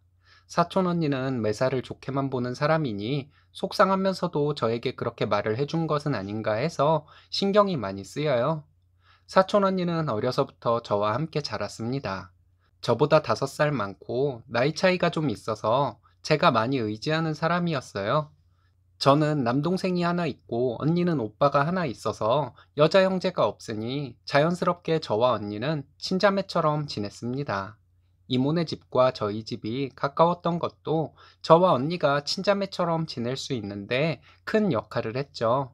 학원 다녀와서 부모님 퇴근 전까지 동생과 둘이 있을 때 언니는 저희 집에 와서 라면도 끓여주고 맛있는 볶음밥도 해주고 암튼 저에게는 제2의 엄마와 같은 언니입니다.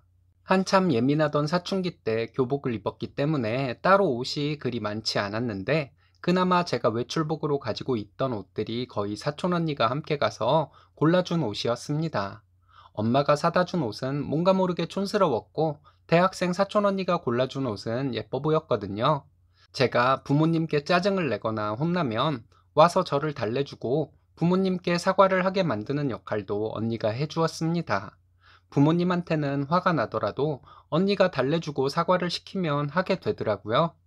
작년부터 언니는 결혼할 남자가 있다고 했습니다. 언니가 그전부터 좋은 사람과 연애 중이라고 저에게 얘기를 많이 해서 정말 좋은 남자를 만나고 있는 것으로 생각했습니다. 저는 지금도 언니가 말하는 것은 무조건 믿거든요. 그리고 언니가 그 남자와 결혼을 할 것이라고 했을 때 좋은 남자 만나서 언니가 행복하게 살 것이라는 기대감과 언니의 아이가 태어나면 얼마나 예쁠까에 대한 설레임으로 저도 정말 행복했습니다. 2주 전 주말에 사촌 언니가 예비 신랑을 소개해 준다고 해서 제 남친까지 넷이서 만났습니다. 그 자리에서 예상치 못한 일이 벌어졌네요. 술자리에서 얘기를 나누고 있을 때 예비 신랑이 저에게 치마를 왜 그렇게 짧게 입고 다니냐고 묻더군요. 회사에도 그렇게 입고 다니냐고 하는데 대답하기 민망하더라고요. 회사에는 수수하게 입고 다니는데 사적인 모임으로 외출하거나 할 때는 제 취향대로 옷을 입는다고 대답했습니다. 그랬더니 언니의 예비 신랑이란 사람 하는 말이 아, 좀 직업이 그쪽 같아서요. 이런 말을 하더군요. 그래서 사촌 언니와 저는 모델 같은 직군에 있는 사람 같다는 뜻으로 해석하고 언니는 맞아. 우리 동생 예쁘지? 근데 직업이 모델은 아니야. 이렇게 말을 해주었습니다. 그런데 예비 신랑이 대놓고 이런 말을 하더라고요. 아니, 그거 말고 화류계 쪽에서 일하는 사람 같다고요. 이런 말을 해서 언니가 예비 신랑에게 화를 냈고 저와 남친도 기분 더러웠지만 곧 결혼할 사람들인데 분위기 망치고 싶지 않아서 그냥 넘어갔습니다. 좀 있다가 언니는 화장실을 갔고 제 남친은 전화가 와서 잠시 자리를 비웠는데 언니 예비 신랑이 또 이상한 소리를 했습니다. 20대 후반이면 홍기가 꽉 찬 나이인데 왜 그런 치마를 입어요? 솔직히 말하면 그쪽 싸구려처럼 보여요. 저 너무 당황했습니다. 제가 존경하는 언니와 결혼하기로 한 사람이지만 초면에 너무 무례한 발언을 하는 것에 저는 더 이상 참을 수가 없어서 옷 입는 스타일은 내 취향인데 당신이 참견하고 평가할 이유는 없습니다. 했더니 그래요? 대단하시네요. 이러면서 박수를 치며 비꼬듯이 말하더라고요. 언니가 화장실에서 돌아와 저에게 표정이 왜 그러냐고 해서 언니 예비 신랑이 했던 말을 얘기해 주었더니 그게 할 소리냐고 막 뭐라 했습니다. 예비 신랑은 자기가 그런 말을 언제 했냐고 발뺌을 하더라고요. 좀 전까지만 해도 멀쩡하던 사람이 취한 척을 하기 시작하는데 더 화가 났습니다. 제 남친이 자리로 돌아왔는데 언니가 제 남친에게 있었던 일을 얘기하면서 사과를 했습니다. 언니 예비 신랑이 아, 예, 죄송합니다. 이렇게 장난식으로 사과를 했어요. 제 남친이 화가 나서 무슨 일이라도 날까봐 말리고 있는 동안 언니가 지금 뭐 하는 짓이냐며 그 사람에게 화를 냈습니다. 그 인간은 왜 자기 편을 안 들어주고 사촌동생 편을 들어주냐고 도리어 화를 내더라고요. 그러더니 사촌 언니를 노려보더니 주먹으로 탁자를 내리치고는 나가버렸습니다. 언니가 따라 나가려는 것을 제가 잡았어요. 무슨 일 날까봐 무서우니 오늘은 그냥 우리랑 집에 가자고 했습니다. 그래서 남친과 함께 언니를 집에 데려다 주고 저희도 집에 들어갔어요. 다음날 이모한테 전화가 왔는데 남친과 함께 집으로 올 수 있냐는 것이었어요. 이모 말투가 너무 심각해서 왜냐고 묻지도 못하고 알겠다고 대답하고 남친에게 연락해서 이모네 집으로 갔습니다. 이모부가 언니에게 얘기를 듣고 화가 나서 삼자 대면을 하고 넘어가야 한다고 했대요. 그래서 언니 예비 신랑도 부르고 저희도 이모네 집으로 간 거였습니다. 그 예비 신랑이란 인간은 그 자리에서도 기억이 안 난다는 핑계를 대며 저에게 그런 소리 한 적이 없다고 우기기에 제가 똑똑히 들었다고 했더니 아, 그럼 내가 그런 소리를 했다 치고 기분 나빴다면 미안합니다. 이런 식으로 사람 기분 더 나쁘게 하더라고요. 이모는 그 사람에게 그 태도가 뭐냐고 하시고 이모부도 화가 나셔서 이게 사과를 하는 태도냐고 언성을 높이셨어요. 우리 집을 얼마나 우습게 봤으면 결혼 날짜를 잡고 처제에게 그따위로 말을 할 수가 있냐고 호통을 치셨습니다. 언니는 됐다고 이 사람이랑 결혼 안 한다고 했더니 그때서야 그 예비신랑이라는 사람 저 자세로 저에게 잘못했다 기분 풀어달라 하더군요.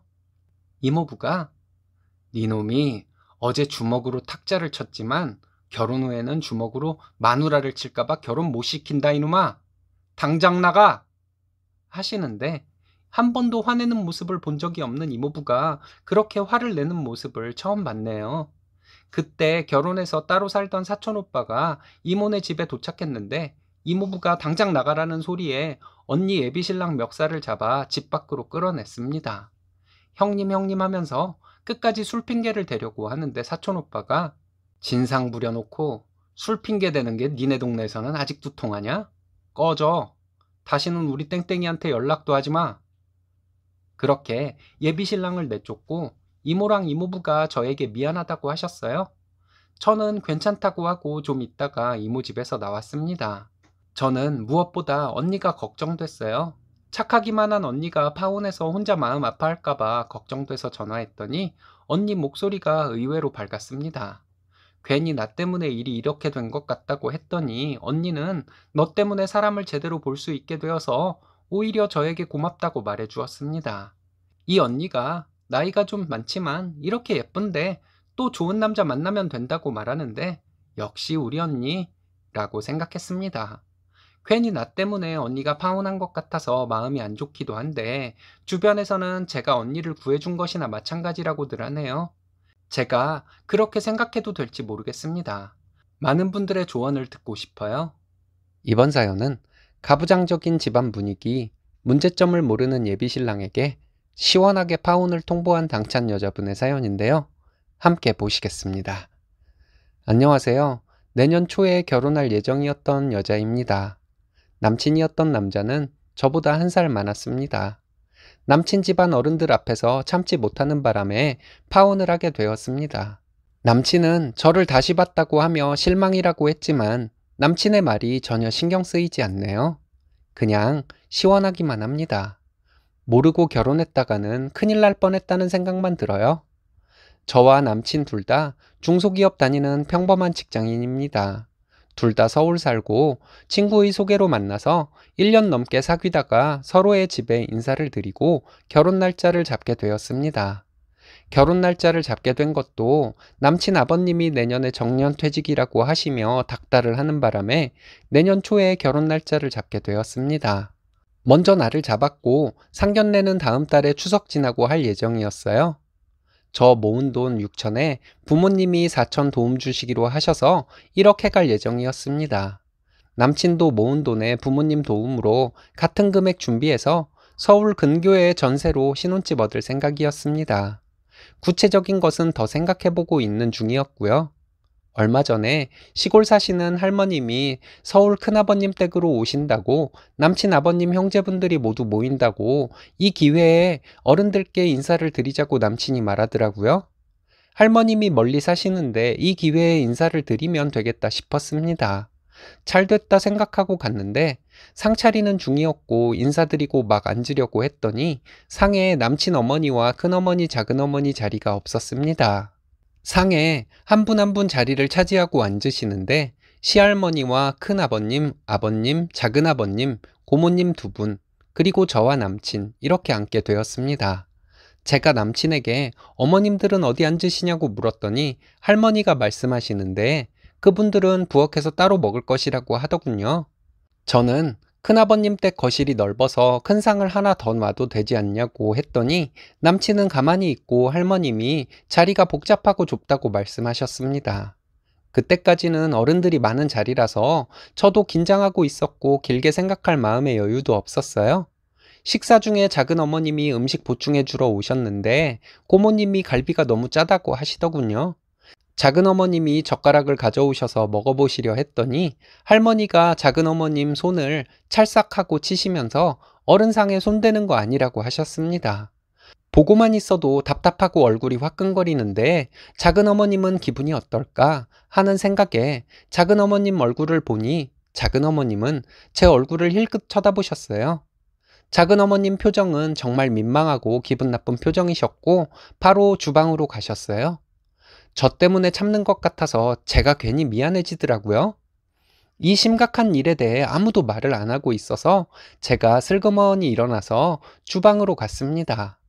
작은 어머님께 괜찮으시냐고 여쭤봤더니 괜찮다고 하시면서 걱정돼서 왔냐고 고맙다고 하시더라고요. 반찬 모자라면 직접 가져다 드시면 되는 것 아니냐고 했더니 어머님들이 웃으시면서 맞다고 하셨습니다. 주방에 큰아버님 며느리 두 분이 있었는데 고모님들 너무한다고 나이가 몇인데 지금까지 반찬 투정이냐고 하더군요. 남친이 저를 부르는 소리가 들렸는데 저 그냥 주방에서 어머님들하고 먹겠다고 말하고 주방에 있었어요. 어머님들하고 큰어머님 며느리 두 분하고 이런저런 얘기하다가 식사 다 끝나서 함께 상 치우고 저는 이만 가봐야 한다고 말씀드리고 나왔습니다. 고모님 한 분이 할머님께 점수 따야지 벌써 가냐고 하시는데 대답도 하기 싫더라고요. 대꾸도 안 하고 그냥 남친에게 말하고 먼저 나오려고 했더니 남친이 따라 나왔습니다.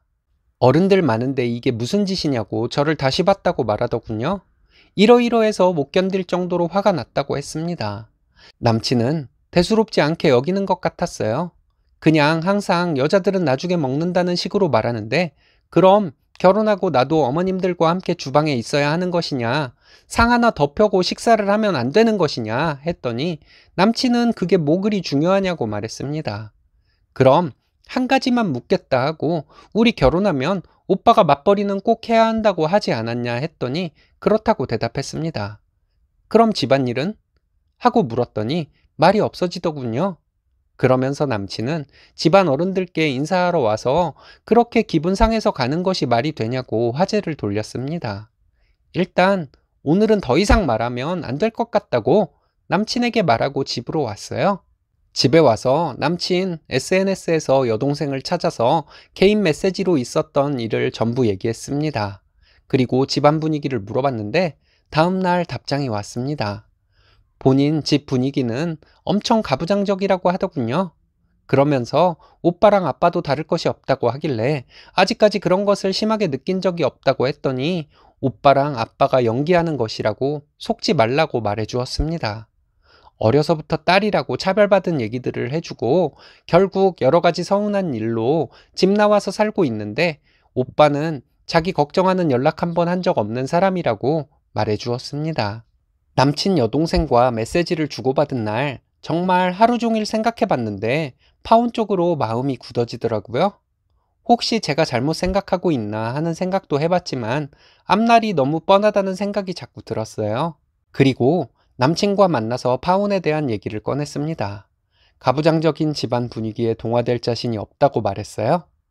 게다가 우리는 맞벌이를 하는데 집안일은 어찌할 것이냐는 나의 물음에 남친이 대답하지 않았던 것을 생각하면 더 자신이 없다고 말했습니다. 결혼 준비하는 비용은 우리 둘 다 공평하게 1억씩인데 맞벌이도 하면서 집안일은 내가 다 하고 살면 내가 우리 부모님을 배신하는 것이 되어서 결혼 못하겠다고 말했습니다. 남친은 그때서야 그런 것 아니라고 집안일 잘 도와주겠다고 하는데 역시나 하는 생각이 들었어요. 도와준다니요?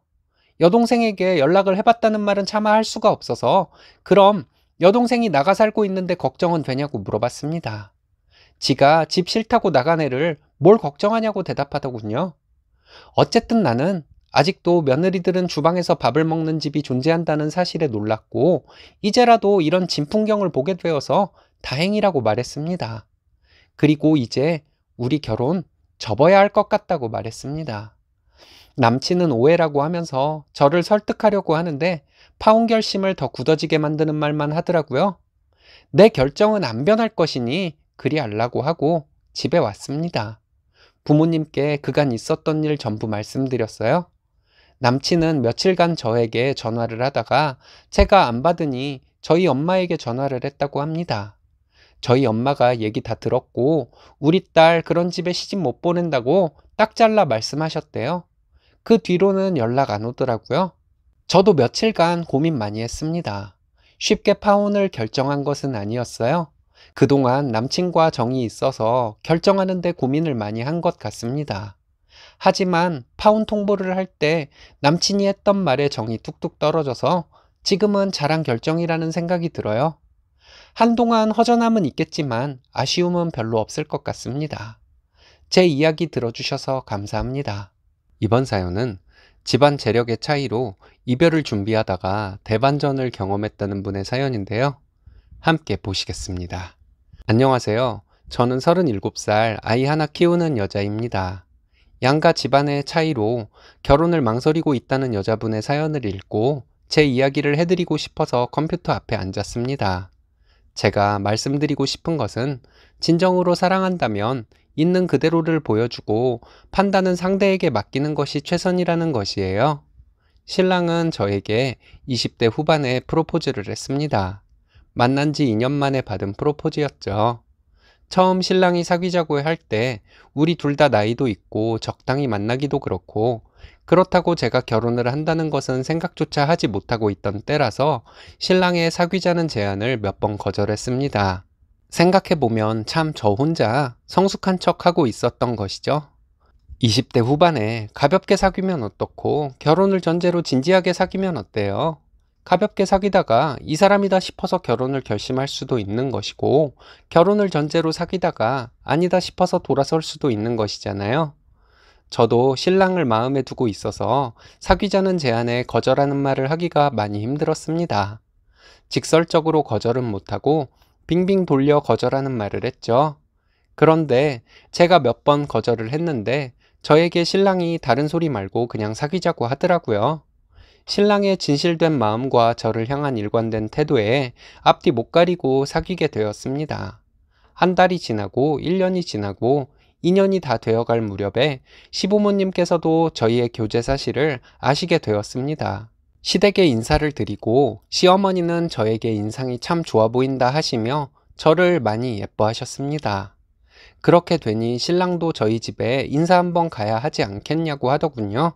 그때 저는 이 남자 놓치면 평생 힘들 것 같았습니다. 그때 당시 신랑과 당장이라도 결혼하고 싶다 생각했습니다. 하지만 양가의 너무나 다른 환경을 생각하다 보면 저희 엄마에게 신랑을 소개해 준다는 생각만 해도 민망해서 얼굴이 화끈거렸습니다. 저희 시아버지는 공무원이세요. 작년에 퇴직하셨습니다. 그 당시에는 퇴직 전이셨고 시어머니는 선생님이세요. 신랑의 외가는 교육자 집안이세요. 반면에 저희 집은 정말 보잘것없는 집입니다. 아버지는 수시로 저에게 돈을 요구하시고 엄마가 일하셔서 얼마 안 되는 돈으로 생계를 유지하는 집이었죠. 이런 저희 집과 인연을 끊을까도 생각한 적이 있었지만 엄마가 마음에 걸려 결단을 내리지도 못했습니다. 모질지 못해서 집에 돈 갖다 바치고 모아둔 돈도 별로 없었어요. 너무 힘들었습니다. 신랑에게 저희 집, 저희 상황을 보여주고 싶지 않았습니다. 창피하기도 했지만 저희 집에 대해 알게 되면 신랑이 저를 떠날 것 같아 무서웠습니다. 친구들에게 털어놓고 얘기를 했더니 친구들은 그 남자와 저는 절대 이루어질 수 없다고 말했습니다. 그렇게 집안이 차이가 나는데 어느 부모가 허락을 하겠냐고 너만 상처받고 끝나게 될 것이라고 말해주더라고요. 그런 말을 듣고도 제가 계속 신랑을 정리하지 않고 있으니 친구들은 저를 다그치기도 했습니다. 더 상처받기 전에 얼른 끝내라고요. 남자도 불쌍하다고 얼른 놔주고 다른 여자 만나서 결혼하게 해주라고요. 친구들이 그렇게 말해서 저도 신랑을 보내줘야 한다고 생각하게 되었지만 그렇게 바로 헤어지게 되지는 않잖아요. 한동안 괴로운 마음으로 살고 있었는데 친구들은 저를 만날 때마다 헤어지라고 조언을 넘어서 저를 혼내기도 했습니다. 신랑과 빨리 정리하지 않으면 저를 다시는 안 보겠다고까지 하더라고요. 시부모님은 저희 집이 어떤 집인지 궁금해 하시고 부모님은 뭐 하시는지 물어보셨는데 그때마다 신랑이 뭘 그런 걸 벌써 묻냐고 대응해 주었습니다. 그때 신랑이 정확히 알지는 못했지만 제가 저희 집을 오픈하고 싶어 하지 않는다는 것을 알고 그렇게 해준 것이었대요. 시간이 가면 갈수록 저에게 너무 과분한 사람을 사랑하고 있다는 생각이 들었습니다. 회사 동료 중에서 친하게 지내는 동료가 한 명 있어서 제 이야기를 털어놓았더니 별일도 아니라는 듯이 말하더군요. 그 정도 고민했으면 됐다고, 더 이상은 고민하지 말고 있는 그대로 알리는 것이 좋다고 말해 주었습니다. 나에게 있는 단점은 고치려 할 일이지 단점을 당당하게 여기면 안 되는 것이라고.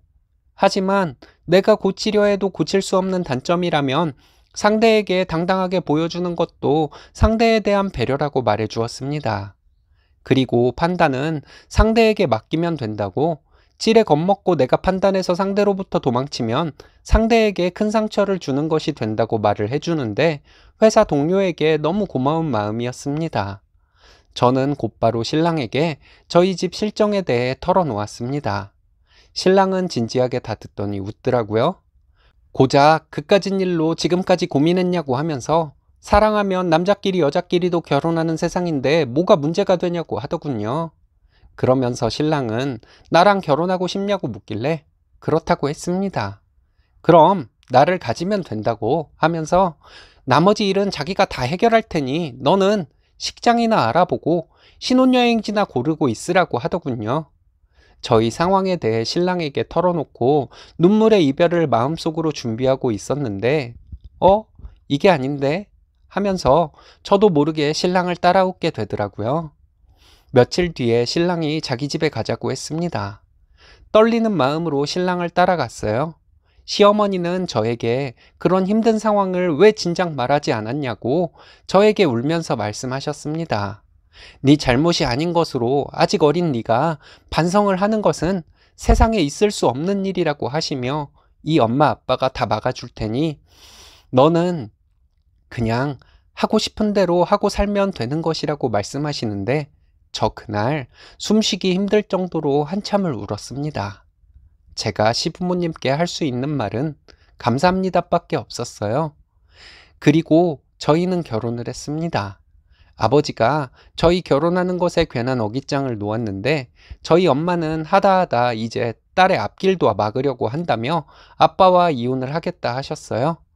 집안꼴 보는 것이 지겹다고 거의 연을 끊듯이 나가 살던 오빠가 엄마와 아빠가 이혼하는 것을 도와서 저희 부모님은 이혼을 했습니다. 부모님의 이혼 과정에서 많은 일이 있었지만 생략할게요. 부모님의 이혼 소송 중에 저희는 결혼식을 올렸습니다. 혼주석에는 외삼촌이 엄마와 함께 앉아주셨어요. 시부모님은 모든 것을 이해해 주셨습니다. 이해해 주시는 것을 넘어 결혼 과정에서 무슨 일이 있을 때마다 제가 상처받지는 않을지 노심초사하셨다는 것이 옳은 표현일 거예요. 난리치며 저와 신랑을 반대하던 친구들은 결혼식 직전까지 참 말이 많았습니다. 약점 잡히고 하는 결혼은 하는 게 아니다. 지금은 그래도 결혼하면 시집살이로 고생만 하다가 이혼하게 될 것이다.